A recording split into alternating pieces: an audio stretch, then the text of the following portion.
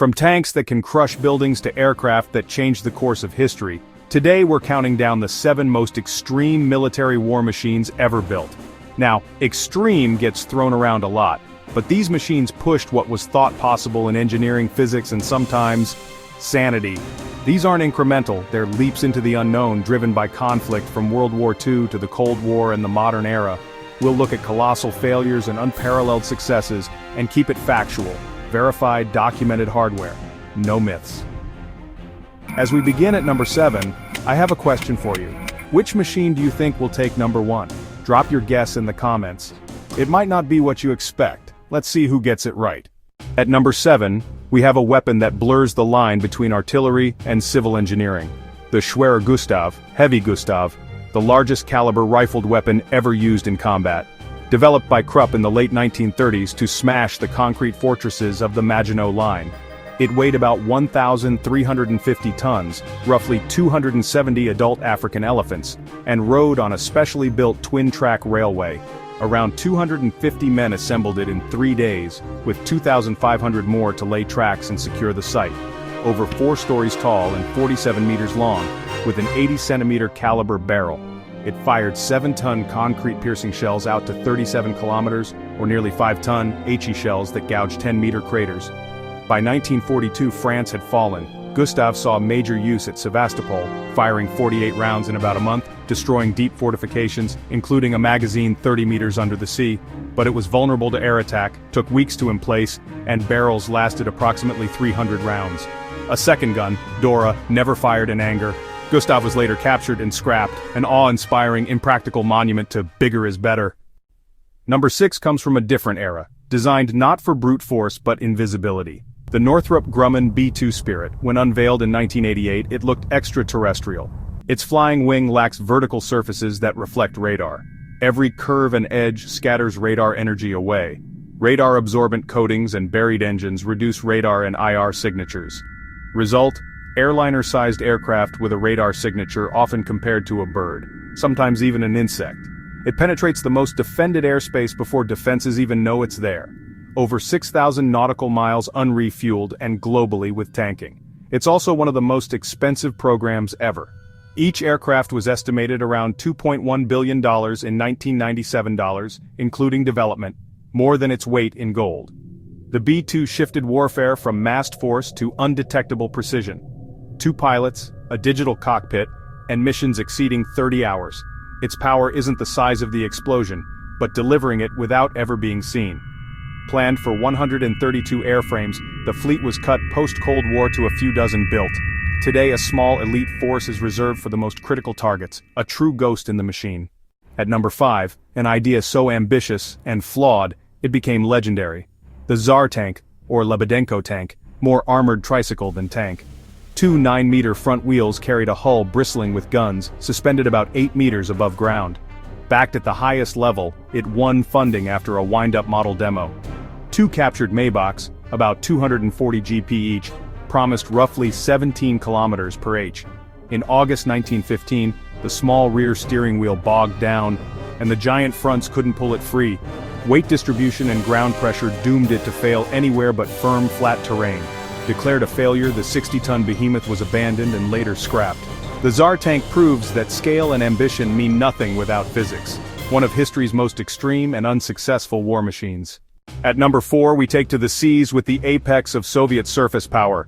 The Kirov-class, so large and armed Western analysts called them battlecruisers. A hybrid Konus propulsion, 2 reactors for endurance, steam turbines for backup and speed, pushes this approximately 28,000-ton Leviathan past 32 knots. Built to threaten entire carrier groups, it mounts 20 P-700 Granite supersonic anti-ship missiles, conventional or nuclear capable. From long-range SAMs to CIWs, ASW rockets and torpedoes, the ship is a floating fortress with layered defenses. Submarines, shipborne helicopters and rocket depth charges, incoming missiles, Gatling CIWs and interceptors form a steel shield. Aircraft engage at hundreds of kilometers. 4 hulls were built, a 5th planned but incomplete. Admiral Nakhimov is undergoing a deep refit with modern missiles. Pyotr Veliki long served as Northern Fleet flagship and has been widely reported as slated for decommissioning, status evolving. Nuclear endurance, immense size, and an arsenal to challenge fleets make Kirov-class one of the most intimidating surface combatants ever to sail, a Cold War titan that still commands respect. Number 3 was never built, but its sheer audacity earns its place. Landkreuzer P. 1000 Ratte, a 1,000-ton land battleship, over 5 times heavier than the 188-ton Panzer VIII Maus. About 35 meters long, 14 wide, 11 high, powered by U-boat diesels for maybe 40 kilometers per h on roads. A battleship turret with twin 280 mm guns, orders of magnitude beyond tank armament, plus anti-tank and anti-air guns. Crew of 2040 with space for motorcycles, an infirmary and onboard facilities. It would wreck roads, fail bridges, devour steel and fuel, and be an easy, slow target for Allied bombers. Cancelled in early 1943 before prototypes, an extreme concept that couldn't exist in reality. Ratte remains the ultimate paper panzer, megalomania meeting physics and logistics. At number 2, a machine that still feels futuristic, Lockheed SR-71 Blackbird, a strategic recon platform built to fly higher and faster than anything that could catch it. Official speed record, 2,193 mph, Mach 3.3, New York to Los Angeles in just over an hour. Operating above 85,000 feet, pilots saw the Earth curve beneath them. Built largely of titanium, so scarce the CIA covertly sourced it from the Soviet Union. Pratt & Whitney J-58S worked like turbojets at low speed and ramjets at high speed. Movable inlet spikes tamed supersonic shock waves. JP-7 fuel doubled as coolant. On the ground, the jet leaked until heat sealed its panels in flight. Over 2 decades of service, more than 4,000 missiles were fired at SR-71S. None hit. Standard drill on a launch warning: push the throttles and outrun the threat. The Blackbird is extreme not for firepower, it had none, but for mastering speed and altitude at the edge of space, redefining what aircraft could do. And at number 1, a machine still serving, its dominance proven in real combat. The M1 Abrams main battle tank.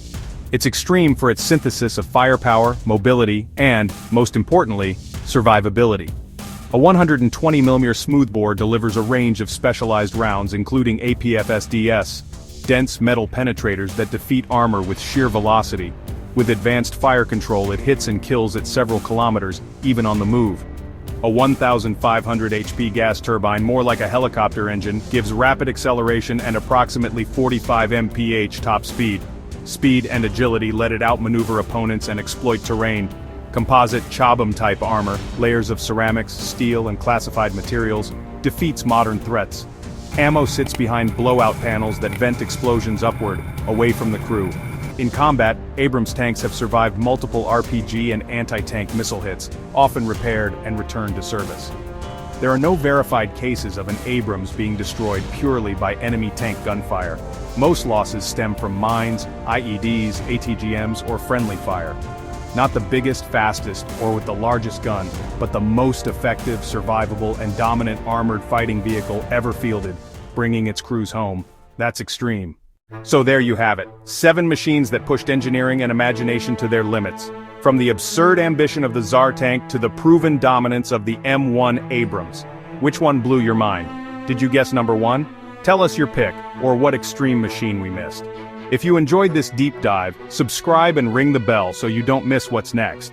Next time, the most secret military projects ever declassified, from bizarre aircraft to clandestine ops. See you then. Thank you for watching.